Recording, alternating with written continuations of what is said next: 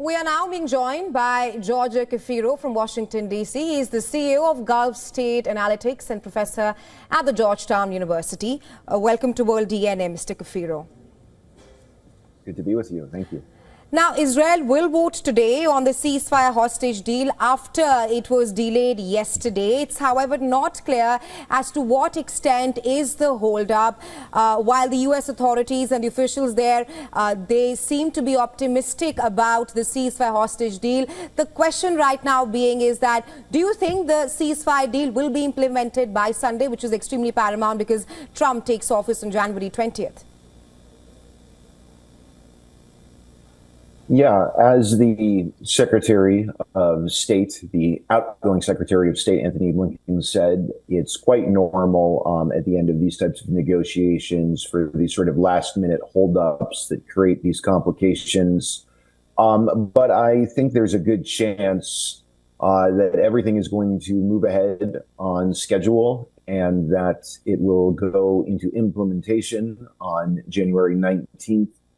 I think President-elect Donald Trump has made it very clear to the Israeli leadership that he wants this deal implemented by the time he is sworn in for his second term.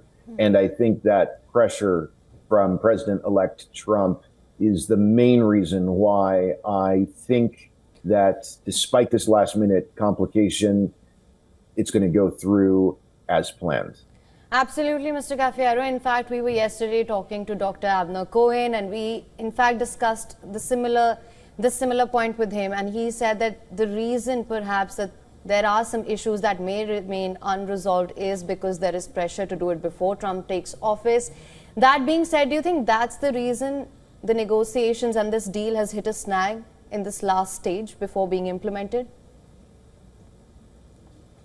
Well, it's a good question. There's no denying that in the Israeli cabinet, there are ultra far right, sort of fascist right wing figures who have a huge problem with this deal and do not want to see it implemented. These are figures like Smotrich and Ben-Gvir who want to see the war continue until Hamas is decapitated. They want to see Israeli settlements, Zionist settlements built on the ground in Gaza. They do not want the Israeli ground presence to withdraw. So they have their leverage. As we know, obviously, Israel is not a dictatorship with Netanyahu able to make all the decisions. There are these other figures in the government who do have their leverage, and I think they're trying to use it right now to prevent this deal from going forward.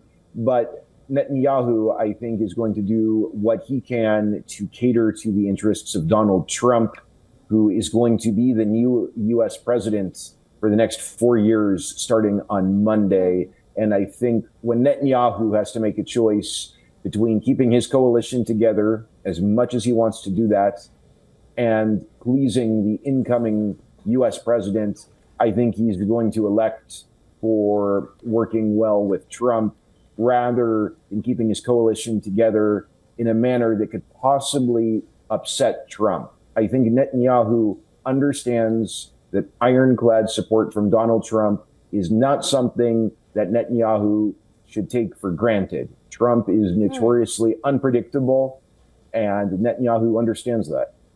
Right. Just want to take that point forward where you mentioned that there has been pressure from the Trump's administration side. Now, with Trump taking office on January 20th, how does that play into the dynamics of what has happened so far and what might happen in the future?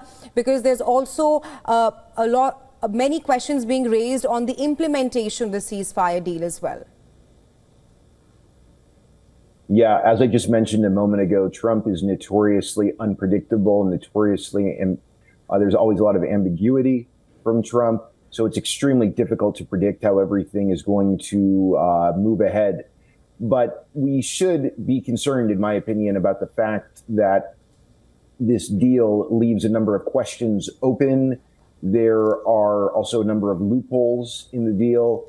And we also need to keep in mind that the Trump administration will be responsible ultimately for enforcing the deal. And that raises so many different questions. You know, if Israel is going to violate the ceasefire, what kind of consequences would the Trump administration make Israel face? We simply don't know that. And then add to the mix so many important questions about governance-related issues in Gaza after the dust settles. So there are many different scenarios that could unfold. Concern I have is that this will ultimately be more of a hostage / prisoner swap instead of an actual ceasefire. I think it's going to obviously be important for people in the U.S. and all over the world to continue to do what they can to put pressure on Israel. We'll have to see how things unfold, though. Right, Mr. Kafiro, thank you so much for joining us on World DNA with your insights on the story. Thank you. Good to be with you as always.